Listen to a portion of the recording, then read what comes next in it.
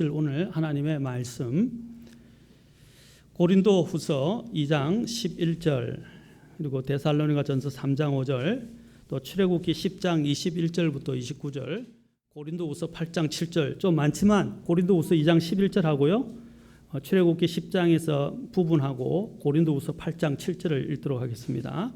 자, 고린도후서 2장 11절입니다. 제가 봉독하겠습니다. 고린도후서 2장 11절. 이것은 사탄이 우리를 이용하지 못하게 하려 함이라. 우리는 그의 계략들에 대해 무지하지 아니하노라. 그 다음에 오늘 데살로니가전서 넘어가 출애굽기 10장 24절 보겠습니다. 출애굽기 10장 24절. 파라오가 모세를 불러 이르되 너희는 가서 주를 섬기되 오직 너희의 양떼와 소떼는 두고 너희의 어린 것들은 또한 너희와 함께 갈지니라. 10장 25절 26절. 모세가 이르되 우리가 주 우리 하나님께 희생물을 드리도록 왕이 반드시 우리에게 희생물과 번제 헌물도 주셔야 할 터인즉 우리의 가축도 우리와 함께 가고 말굽 하나도 뒤에 남겨둘 수 없나이다. 우리는 반드시 그 중에서 취해 주 우리 하나님을 섬겨야 하나이다. 우리가 거기에 이르기 전에는 우리가 반드시 어떤 것으로 주를 섬겨야 할지 알지 못하나이다. 고린도후서 8장 7절. 자, 같이 읽겠습니다. 고린도후서 8장 7절입니다. 같이 읽겠습니다. 시작. 그러므로 너희가 모든 일 곧 믿음과 말과 지식과 모든 열심과 우리를 사랑하는 일에 풍성한 것 같이 이 은혜도 풍성할지니라. 오늘이 이 모든 이제 사탄의 계략들에 대한 경배를 방해하는 사탄의 계략들에 대한 마지막 시간입니다.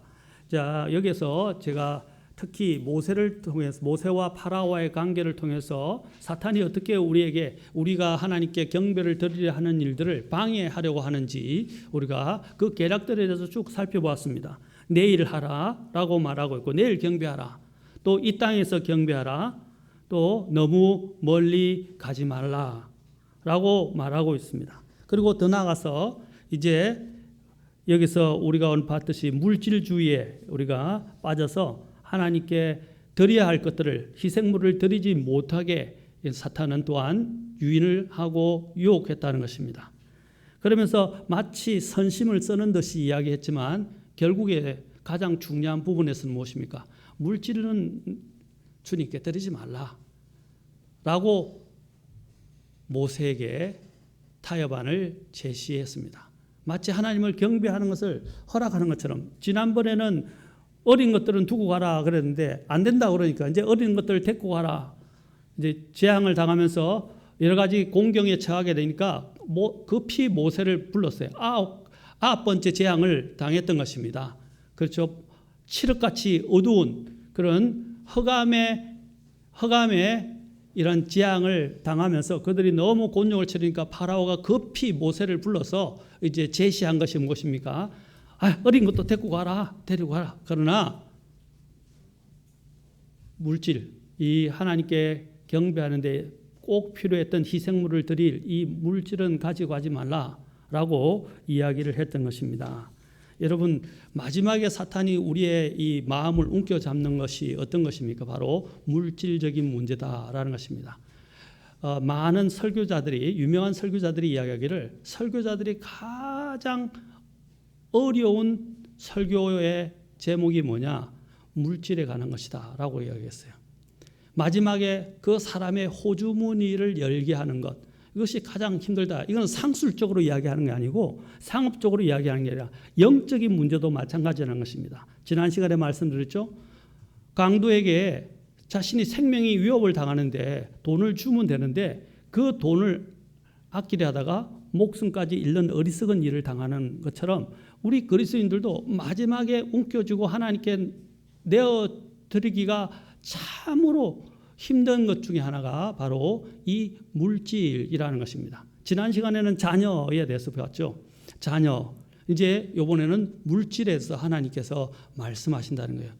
그래서 그 호주머니를 열게 하는 것이 얼마나 힘든지. 그래서 제가 전에도 한번 설교를 했죠. 어떤 분이 침례를 받으려고 강에 들어갔는데 아이고 지갑을 넣고 들어왔어요. 그러자 그 지갑을 목사님 내놓고 오겠습니다 하니까 그 목사님이 이렇게 당신의 지갑도 침례를 받아야 합니다 라고 이야기를 한 것입니다.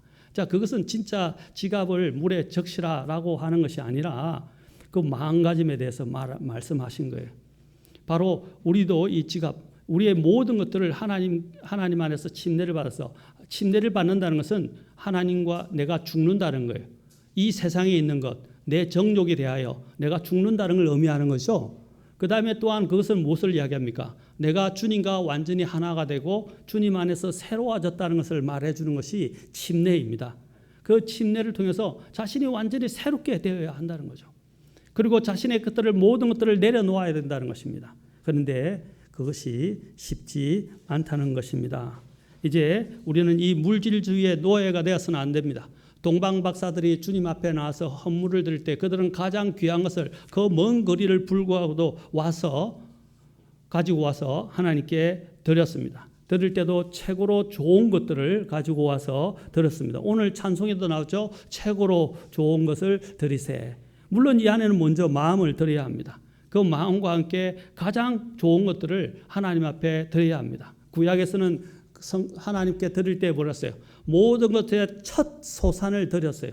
처음 것을 드렸다는 것입니다. 지금 여기서 9가지 재앙 다음에 이 물질에 대해서 이야기하는데 그것은 다 연결이 되어 있어요. 9가지 재앙에서 허감 다음에 이제 이 부분을 듣지 않았을 때 하나님이 이집트에서 내리신 재앙이 어떤 거죠? 이집트의 모든 곳에 있는 처음 것들을 하나님이 치셨어요. 그것은 뭘 말하느냐면 하나님 앞에 드릴 때 가장 먼저 가장 좋은 것, 가장 처음 것들을 주님 앞에 드려야 한다는 것입니다. 그런데 우리는 그런 부분들에서 항상 계산하고 마지막에 남은 짜투리, 경상도 말로 짜투리, 뭐 이게 사투리인지 모르겠는데 짜투리 또는 남은 것을 하나님 앞에 가져다 드리는 경우들이 많이 있다는 것입니다. 쓰다 남은 것들, 또 자신이 쓰고 마지막 부분에 여유가 있는 것들을 하나님 앞에 드리는데 그것은 온당치 않습니다. 하나님은 없어서 받으시는 분이 아닙니다. 하나님은 모든 것에 부요하신 분이십니다. 하나님은 이 물질을 모든 이 세계를 만드신 분입니다. 또 이 모든 세계를 다 주님께서는 소유하고 계신 분입니다. 맞습니까? 네. 그 하나님 앞에 하나님이 없어서 받으시는 게 아니라 하나님은 우리의 마음을 보시기를 원하시는 것입니다. 우리의 믿음을 보시기를 원하시는 것입니다. 하나님을 인정하는 것들을 하나님은 그것을 보시기를 원하시는 거예요. 매사에 모든 것에서 내가 하나님을 인정하느냐 하는 것이 가장 중요한 것입니다.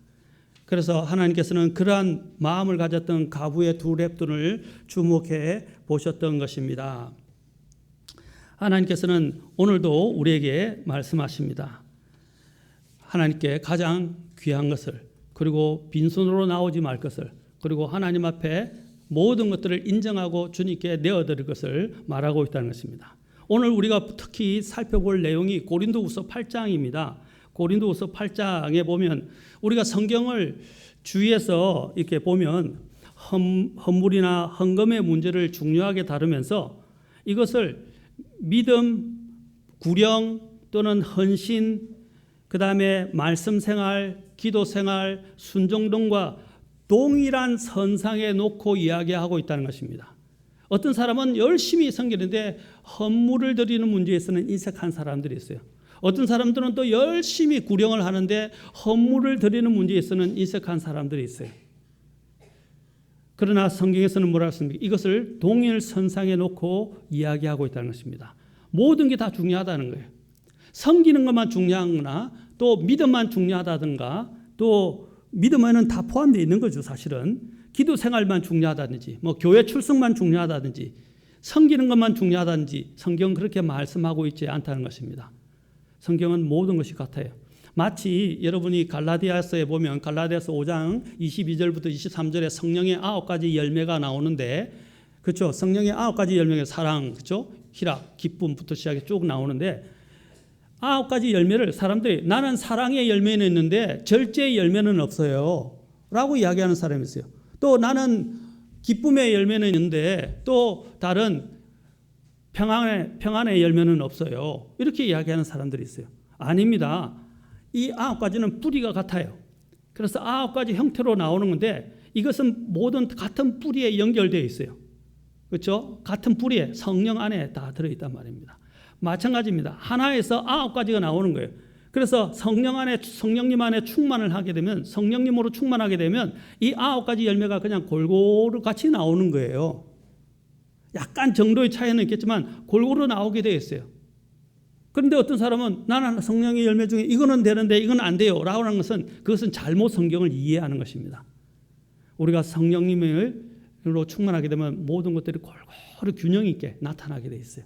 마찬가지입니다. 우리가 하나님 앞에서 온전한 은혜를 받게 되면 이 모든 부분들이 골고루 나타나게 됩니다. 그 중에 또 가장 대표적인 것이 무엇입니까? 헌물을 드리는 문제에 있어서도 결코 인색하지 않는다는 것입니다. 계산하지 않는다는 것입니다. 그리고 물질을 드리는 일에 있어서도 하나님을 최우선으로 생각하고 하나님 앞에 먼저 하나님 앞에 드린다는 사실입니다. 자, 고린도후서 8장으로 가서 우리가 이것을 한번 이런 부분들을 살펴봅시다. 고린도후서 8장과 9장에 보면 이 사도 바울이 이제 고린도 교회 성도들에게 이 헌금의 문제를 무엇이라고 부르는지 우리가 한번 보도록 하겠습니다. 고린도후서 8장 1절부터 쭉 보겠습니다. 오늘 본문이 바로 그것의 핵심인데, 고린도후서 8장 1절에 보면 또한 형제들아 마케도니아 교회들에게 베푸신 하나님의 뭐라고 그랬어요? 은혜를 이야기하고 있죠. 왜 은혜를 처음에 이야기를 했을까요? 자, 이 하나님의 은혜가 어디까지 적용되는지를 사도 바울이 정확하게 이야기를 하고 있어요. 자, 그들은 어떻게 했냐? 8장 2절부터 또 계속 보겠습니다. 고난의 큰 시련 속에서도 그들의 넘치는 기쁨과 극심한 가난이 그들로 하여금 오히려 어떻게 했어요? 하나님께 풍성하고 너그러운 선물을 넘치도록 하게 하였다. 형편이 문제가 안 됐어요. 그들은 하나님 앞에 드릴 때 자신들의 형편을 생각하지 않았어요. 자, 3절 보십시오. 내가 증언하노니 그들이 힘 닿는 데까지 하였을 뿐 아니라 참으로 힘에 넘치도록 자원하여 하였고. 많은 사람들이 힘 닿는 데까지는 해요. 어떤 분들은. 그러나 여기서는 뭐라고 했어요? 힘에 넘치도록, 그것도 자원하여 하였다라고 됐어요.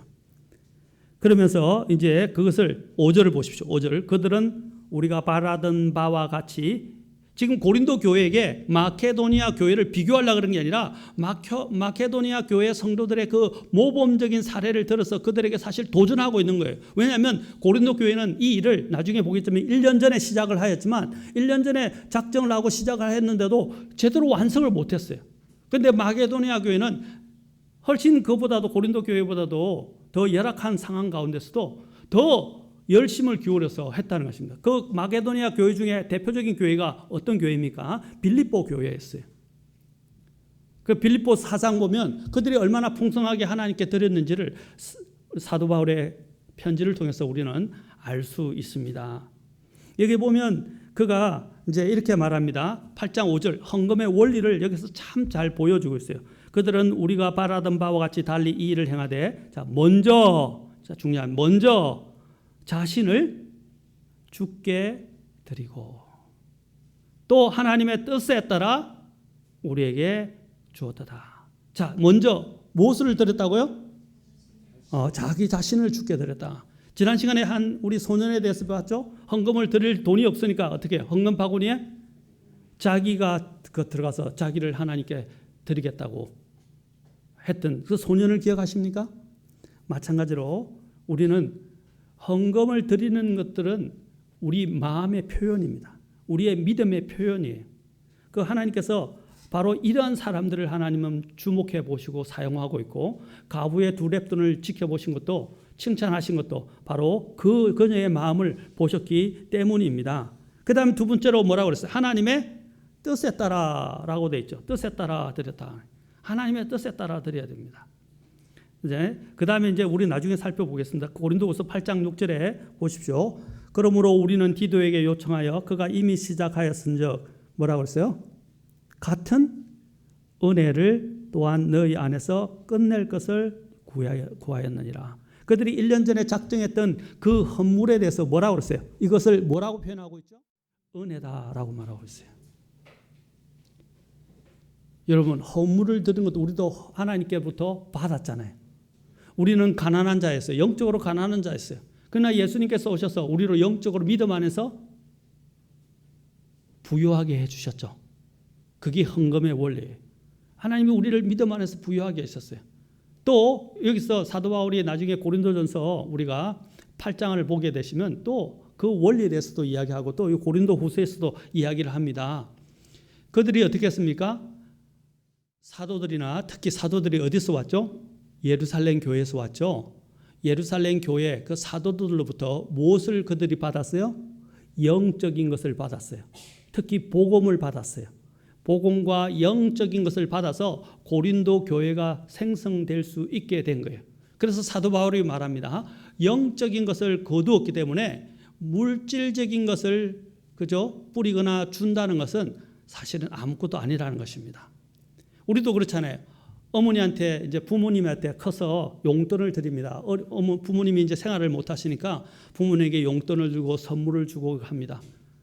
사실 그것은 마음의 표현에 불과한 거고, 부모님이 우리를 위해서 해주신 은혜를 생각하면 우리가 드리는 건 아무것도 아니에요. 그런데 자식들이 요즘 배은망덕한 자식들이 많죠. 폐륜적인 또 자녀들도 많아지고 있죠. 부모님이 낳아주고 길러주고 자신들 위해서 희생하고 돈을 드리고 얼마나 많은 고생을 하셨어요. 그런데 그거에 대해서 생각하지 않는 많은 이런 배은망덕하고 폐륜적인 사람들이 얼마나 요즘 많은지, 부모를 심지어는 패고 죽이고 하는 일들도 생기고 있습니다. 부모님이 얼마나 고생을 하셨어요. 얼마나 사랑을 부어주셨어요.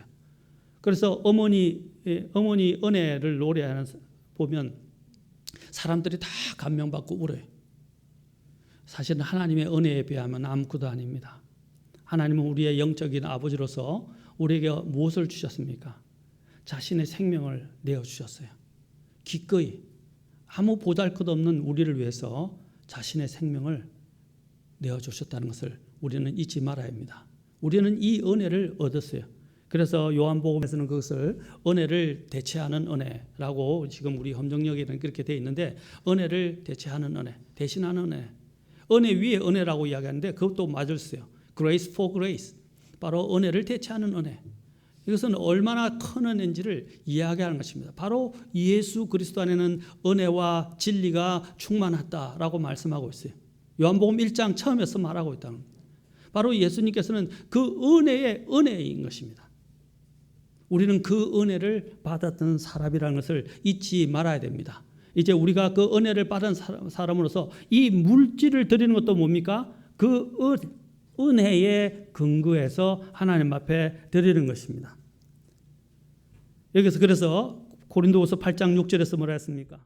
이미 시작을 같은 은혜를 또한 너희 안에서 끝낼 것을 구하였느니라. 고린도후서 8장 7절 같이 읽겠습니다. 다시 읽겠습니다. 읽었지만 아까 시작. 그러므로 너희가 모든 일 곧 믿음과 말과 지식과 모든 열심과 우리를 사랑하는 일에 풍성한 것 같이 이 은혜에도 풍성할지니라. 물질을 드리는 이 문제에 있어도, 하나님께 헌금을 하는 이 문제에 있어서도, 연보를 하는 이 문제에 있어서도 이것을 은혜라고 말하면서 이 은혜에도 풍성할지니라 라고 말씀하고 있다는 것입니다. 그러면서 궁극적으로 그것이 무엇과 연결됐는지를 고린도후서 8장 9절에서 다시 이야기를 해요.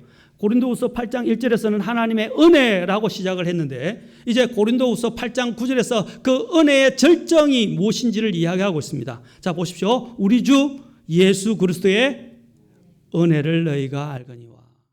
자, 자신의 생명을 값없이 내어주신 분이 누굽니까? 예수님이시죠. 맞습니까? 그래서 우리 주 예수 그리스도의 은혜를 너희가 알거니와 그분께서 부요하셨으나 너희를 위하여 가난하게 되심은 자신의 가난으로 말미암아 너희를 부요하게 하려 하심이라. 믿음으로 부요하게 하십니다. 또 영원한 생명을 우리에게 주셨지 않습니까? 그래서 고린도후서 8장 9절 19절에서 이제 이야기합니다. 8장 19절 보겠습니다. 그것뿐 아니라 교회들부터 선정되어 이 은혜, 또 여기도 말하죠. 이 은혜를 가지고 우리와 함께 여행하는 자니라. 이 은혜를 우리가 집행하는 것은 같은 주께 영광을 돌리며 너희의 준비된 마음을 밝히 드러내려 함이라. 사도 바울은 헌금 또는 연보라고 말하지 않고 뭐라고 말하고 있어요? 은혜라고 말하고 있다는 것입니다. 이 모든 것이 은혜와 연관이 되어 있다는 것입니다. 우리가 드리는 이 헌물도 은혜의 원천을 두고 있습니다. 은혜의 원천 안에 있는 자는 물질에 대한 은혜를 받게 되고 이 은혜를 나누어 주는 일에 있어서도 인색하지 않게 된다는 사실입니다. 사람들은 그럽니다. 없어서 못 드리겠어요. 아닙니다. 있습니다. 그 소년처럼 없으면 자신의 몸을, 자신의 생명을 주님께 드릴 수 있습니다. 그런데 우리는 많은 것들을 변명하죠. 하나님이 주신 것보다도 이 세상에 대한 집착이 더 강해서 하나님 앞에 이걸 내놓지 못하는 것입니다. 가장 대표적인 것이 계산하는 것이죠. 하나님 앞에는 계산하지 마십시오. 하나님 그 계산하는 마음을 알고 계십니다. 오병이어의 기적을 행할 때도 주님께서는 제자들을 시험하시기 위해서 특히 빌립에게 말씀하셨어요. 그 빌립은 굉장히 산술적이고 계산적이었어요. 이것으로 무엇을, 그죠? 오병이어로 어떻게 이 5천 명을, 이 수많은 사람들을 먹일 수 있겠나이까? 그는 계산해야 돼요. 주님이 지금까지 기적을 통해서 없는 것을 있게 하시고 또 있는 것도 더 풍성하게 만드실 수 있으신 분인데 그걸 목도하고서도 깨닫지 못하고 있었어요. 주님은 하실 수 있습니다. 주님 믿나이다. 주님이 해결하여 주시옵소서. 이렇게 기도를 해야 되는데 이것으로 이 많은 사람들을 어떻게 먹일 수 있나이까? 라고 이야기한 거예요. 주님 앞에 우리는 그런 변명들을 해서는 안 됩니다. 아까도 말씀드렸죠. 주님은 없어서 받으시는 분이 아닙니다. 주님은 모든 것 가운데 부요하신 분이십니다. 주님이 원하는 건 뭡니까? 그 마음을 원하는 거예요. 여러분도 자녀들을 시험할 때 자녀들의 뭡니까? 자녀들이 월급을 받어요. 야, 그 월급 다 내줘. 너 나에게 받은 게 얻은 거야. 이게 아니죠. 그 아이가 어떻게 하는가 이렇게 봅니다. 옛날에는 부모님들이 이제 아이가 첫 직장에 취직을 하거나 하게 되면 어떻게 했죠? 부모님들을 속옷을 샀어요. 속옷을 사오거나 또 부모님들에게 가장 좋은 돈을 이렇게 탁 해가지고 어떤 또 자녀들은 첫 월급을 다 부모님께 드리더라고요.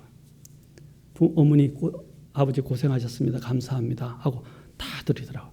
또 어떤 애들은 속옷과 함께 선물을, 용돈을 이렇게 해가지고 봉투에 넣어서 부모님께 드렸어요. 그렇죠? 그것은 뭐냐면 부모님이 원하는 게 뭐예요? 그 돈을 원하시는 거예요? 아니죠. 그 아이가 부모를 생각하는 그 마음을 주님은, 그 부모님은 그걸 보고 흡족해 하시고 너무너무 감격하시는 거예요. 없어도 배부르거든요. 자녀들이 잘된 것만 봐도 배부르잖아요. 근데 자녀들이 그런 마음을 표현할 때 얼마나 기쁜지 몰라요. 그보다 더 큰 기쁨이 없을걸요? 요즘은 현금주의가 돼가지고 물질주의가 돼가지고 돈만 다오 이렇게 이야기하시는 분도 있는데 여러분 가족 관계에서 가장 중요한 건 뭐냐? 서로의 마음이죠. 마음이 서로 통해야 되는 것입니다. 하나님께서도 원하시는 게 뭡니까? 아까 마게도니아 교회를 들으면서 고린도 교회가 뭐라고 그랬어요? 그들이 먼저 주께 자기 자신을 드렸다라고 됐어요. 주께 자기 자신을 드렸다.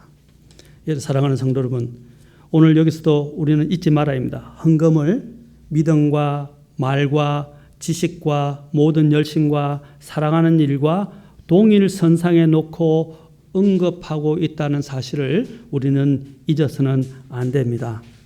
사도 바울은 물질을 은혜와 연관시키고 있고 또한 선물로 표현하고 있다는 사실을 기억하시기 바랍니다.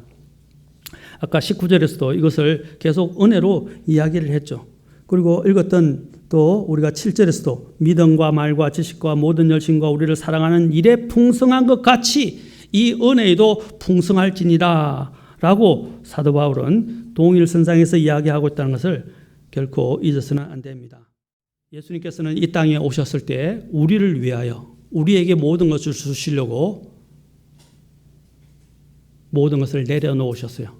이 지상에 계실 동안에 예수님은 뭐라고 표현하셨습니까? 자기 자신에 대해서 사람의 아들 인자는 머리 둘 곳도 없도다 라고 말씀하셨어요. 그쳐도 제대로 온전한 데가 없으셨어요.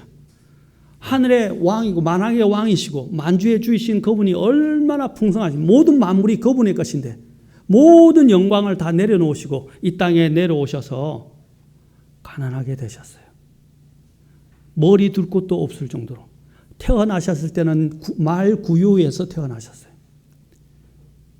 그리고 가난한 자들과 없는 자들과 병든 자들과 세리들과 죄인들과 창녀들과 함께 하셨어요. 모든 걸 내려놨다는 것입니다. 누구를 위해서? 우리를 위해서. 죄로 인해서 죽을 수밖에 없는 그 인간을 구원하시기 위해서 자기 자신을 내려놓으셨다는 것입니다. 우리는 그 원리를 통해서 우리는 배워야 합니다. 우리도 마찬가지입니다. 우리도 주님 앞에서 내려놓는 것이 필요합니다. 주님은 자기 자신을 위해서가 아니라 우리를 위해 자신을 희생 헌물로 드리시려고 가난하게 되신 것입니다. 우리는 이 은혜를 생각하면 그 은혜가 얼마나 큰지 헤아릴 수가 없습니다. 우리가 만일 그분의 은혜를 깨닫고 헤아리지 못한 채 물질을 소유하게 되면 그 사람의 헌금 생활은 약화되거나 나태해지게 되는 것입니다. 결국 그의 신앙은 하나님부터 점점 멀어지게 됩니다. 믿음에서 떠나 점점 더 물질을 추구하게 되고 물질을 통한 이 세상에서의 편안하고 안락한 삶을 추구하다가 결국 파멸에 이르게 된다는 것입니다. 물질을 가지는 것을 나쁘다고 성경은 말씀하지 않았어요. 그렇죠? 하나님께서는 둘 중에 하나를 섬기는 것, 둘 중에 하나를 사랑하는 것에 대해서, 더 사랑하는 것에 대해서 말했어요. 물질을 더 사랑하느냐 아니면 하나님을 더 사랑하느냐의 문제라는 것입니다. 무엇을 더 사랑하느냐 그리고 내가 무엇을 더 섬기려고 하느냐 하는 부분을 이야기하신 거예요. 이 물질에 대해서 예수님께서 참 많이 말씀하셨어요. 사도 바울도 디모데 전서에서 뭐라고 말하고 있습니까? 물질을 소유하는 것이 나쁘다고 말하지 않았어요. 여러분, 이 땅이 이렇게 우리가 다 이렇게 평등한 이런 사회가 된 것들이 무엇 때문에 이루어진 것이냐 아십니까? 성경 때문에 이루어진 거예요.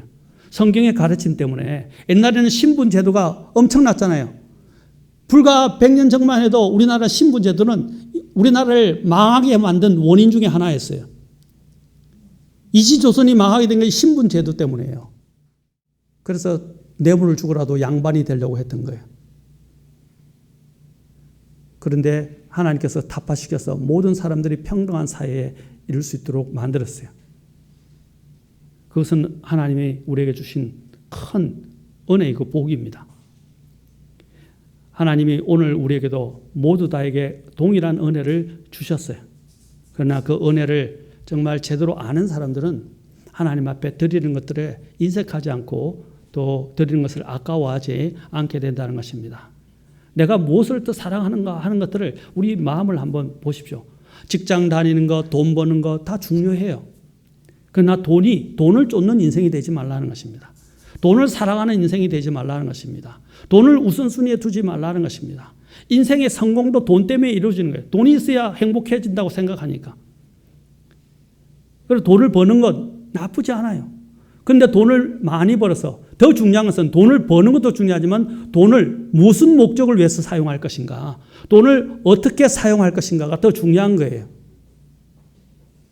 어떤 때는 돈을 많이 벌게 하는 것들이 그에게는 재앙이 될 수 있어요. 왜? 돈을 쓸 줄을 모르기 때문에. 돈을 사용할 줄 모르는 사람들, 여러분 특히 대표적으로 복권에 당첨된 사람들을 실제로 통계 조사한 게 있는데 거의 대부분들이 다 어떻게 했어요? 얼마 못 가서 전부 다 패가 망신하거나 거지 신세가 되었어요.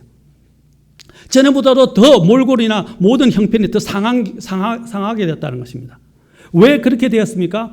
돈을 벌어들이는 것은 좋은데 일확천금을 얻었는데 그 돈을 사용할 줄을 모르는 거예요. 그러니까 평상시에 못했던 거 차 사고 뭐 화려한 집 사고 수영장 있는 집 사고 뭐 엄청난 가구 사고 사고 싶었던 보석들 사고 사고 싶은 걸 다 사는 거예요.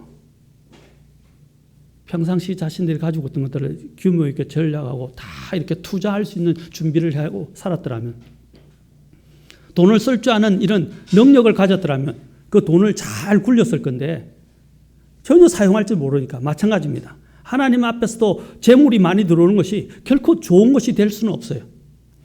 어떤 교회들에서는 하나님을 믿으면 뭐 굉장히 복을 많이 받는다고 하면서 심지어는 성공과 그다음 물질적인 축복까지 하나님이 주신다고 그걸 강조하는 교회들이 있어요. 그것은 사기꾼이에요. 아까도 말씀했어요. 믿음이 제대로 형성이 되지 않고 믿음의 훈련이 되지 않은 사람들이 성공하거나 돈을 많이 벌면 어떻게 돼요? 하나님의 영광을 위해서 사용하지 않는다는 거죠. 그 돈을 사용할 줄 모르게 된다는 거죠. 더욱더 돈의 노예가 되고 돈에 집착하게 돼서 결국에는 믿음까지 저버리게 되는 일들이 일어난다는 것입니다. 그것이 바로 디모데전서 6장에 있어요. 디모데전서 6장으로 가서 우리가 한번 보실까요? 디모데전서 6장. 여러분, 우리의 인생의 목표를 우리는 좀 바꿔야 됩니다. 이제는 바꿔야 됩니다. 이 땅에 갈 때 우리는 어떻게 합니까? 이 모든 돈을 다 놔두고 갑니다. 돈을 짊어지고 가지 않아요. 나중에 제가 누가복음과 마태복음을 통해서 우리가 살펴보겠지만 돈은 우리를 결코 우리에게 생명을 줄 수는 없습니다. 디모데전서 6장을 우리 가서 보겠습니다. 자, 6장에 찾았습니까? 5절부터 보겠습니다. 또 마음이 부패하고 진리가 없어 이덕이 하나님을 따르는 것이라고 생각하는, 이덕이 여기 하나님 따르는 경건입니다. 이덕이 경건이라고 생각하는 사람들의 삐뚤어진 언쟁이 생기나니 너는 그러한 자들로부터 떠나라. 아까 얘기했죠. 돈, 개인, 얻는 것, 돈을 얻는 것이나 많이 이덕을 얻는 것이 그것이 뭐라고 그랬어요? 경건이다라고 생각하는 거예요. 아닙니다. 그거 잘못된 거예요. 기독교는 그렇지 않아요.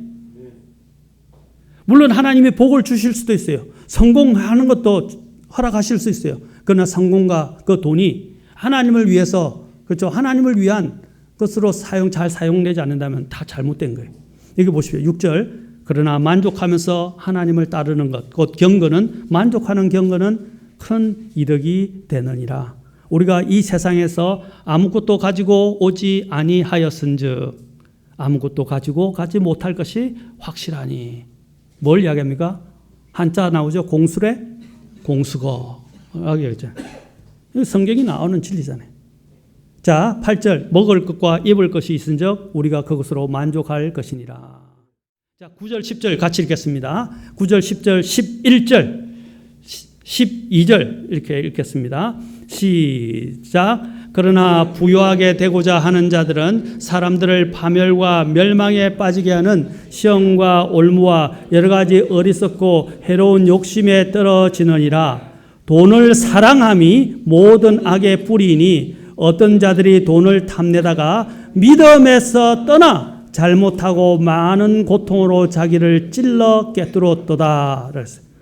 여기서 뭘 이야기해요? 부유하게 되고자 하는, 그렇죠.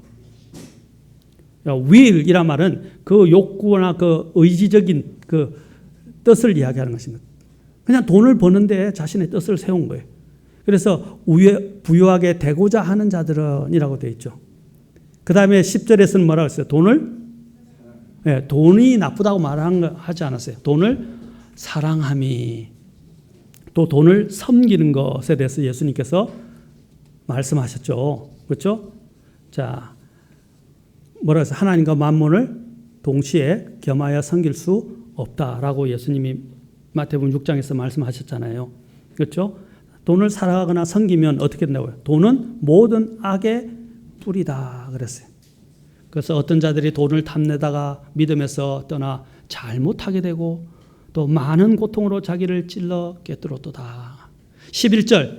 자, 여기 보면 뭐라고 됐어요? 그러나 오 하나님의 사람아. 이제 하나님의 사람인 그리스도인들을 어떻게 해야 된다고 그랬어요? 너는 이것들을 피하고 의와 하나님의 성품 곧 경건과 믿음과 사랑과 인내와 온유를 추구하라. 12절.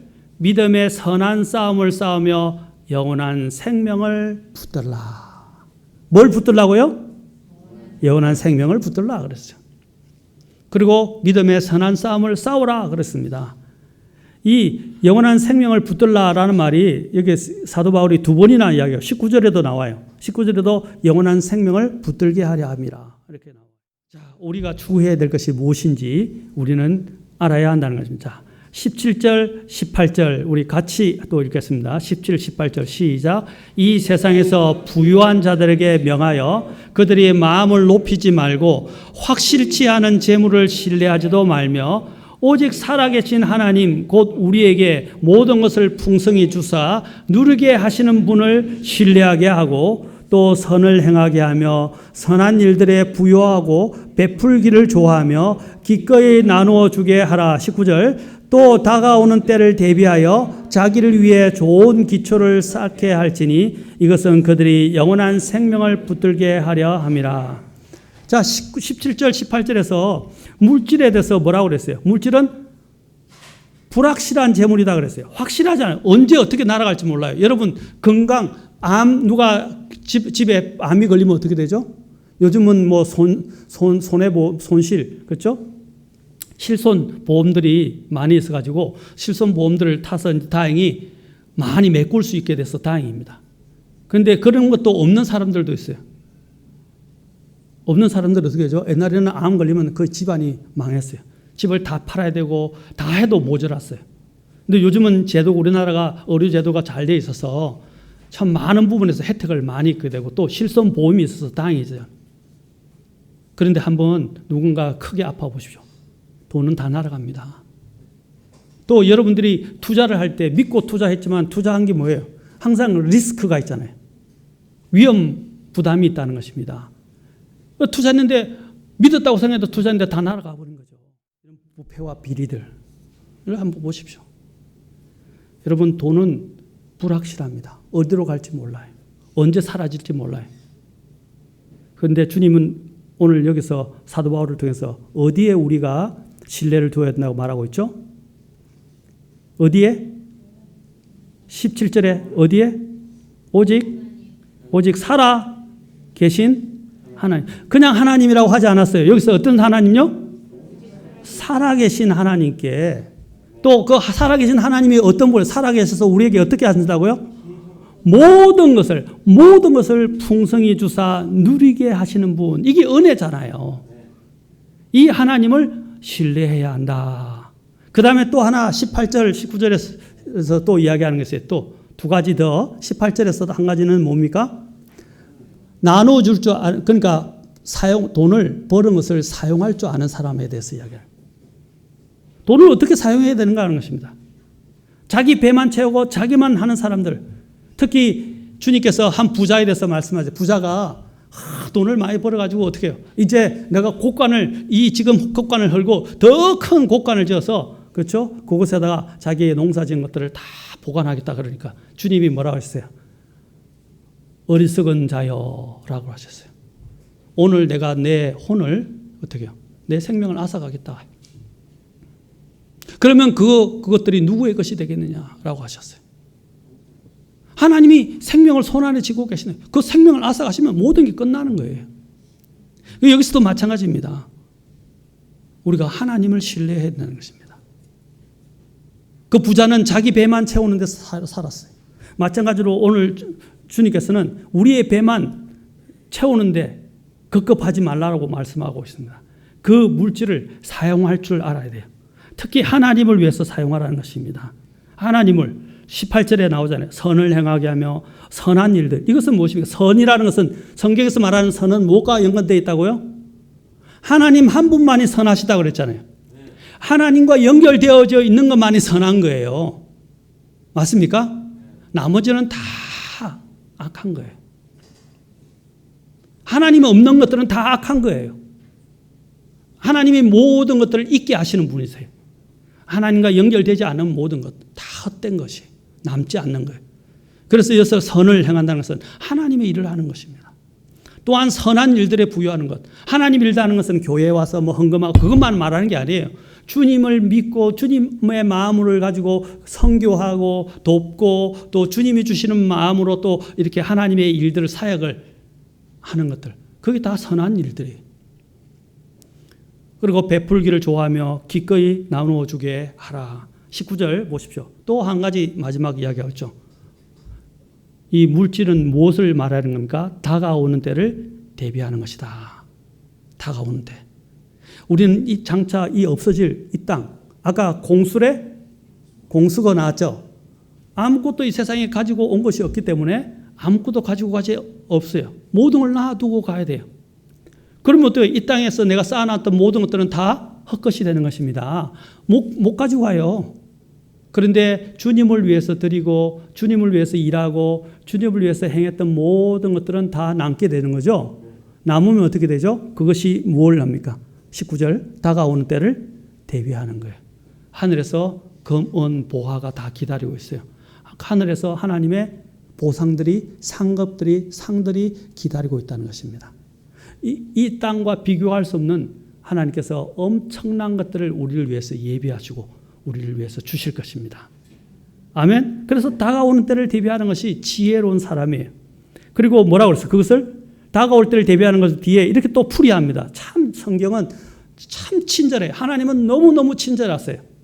그게 뭔가 또 우리를 위해서 설명을 하세요. 자 보세요.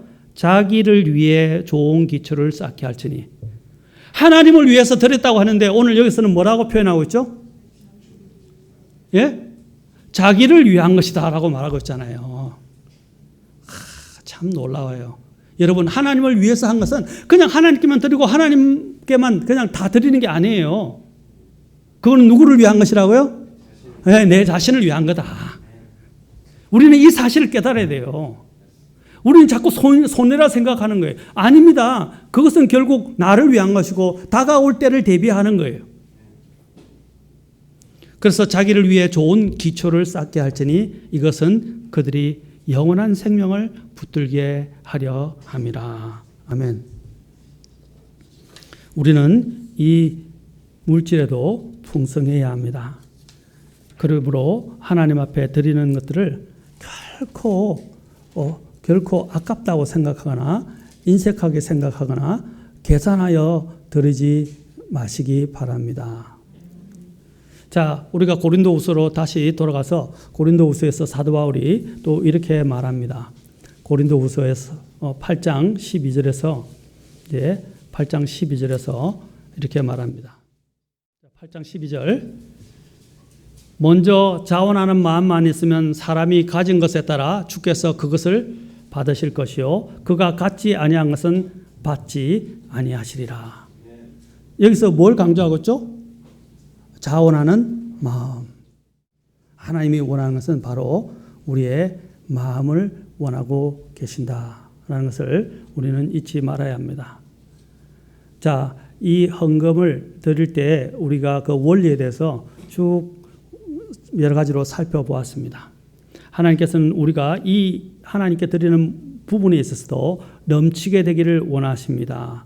그 넘치게 되게 되는 것들이 이제 나누어 주는 것인데, 자, 하나님 앞에서 또 그 원리를 6절, 고린도후서 9장 6절, 7절 보겠습니다. 6절, 7절, 8절. 자, 보십시오. 다만 내가 말하려는 바는 이것이니 곧 인색하게 뿌리는 자는 또한 인색하게 거둘 것이요 풍성하게 뿌린 자는 또한 풍성하게 거두리라는 것이라. 저마다 자기 마음속에 정한 대로 낼 것이요 마지 못해 하거나 억지로 하지 말지니 하나님은 즐거이 내는 자를 사랑하시느니라. 저는 여러분들에게 강조하고 싶지 않아요. 저는 가르쳐야 할 때 책임이 있기 때문에 가르칩니다. 아닌 건 아니라고 이야기하고 가르쳐야 됩니다. 그러나 그것을 결정하고 내고 안 내고는 여러분이 하는 거예요. 하나님이 그 마음의 중심을 알고 계세요. 그렇죠? 하나님은 즐거이 내는 자를 사랑하신다는 거예요. 그 다음에 8절 하나님께서 능히 모든 은혜를 너희에게 넘치게 하시나니 이것은 너희가 항상 모든 일에서 모든 것이 넉넉하여 모든 선한 일을 풍성히 하게 하려 하심이라. 그 11절 너희가 모든 일에서 부요하게 되어 나누어주는 일에도 물질을 드는 일에도 부요하게 되라 이 말입니다.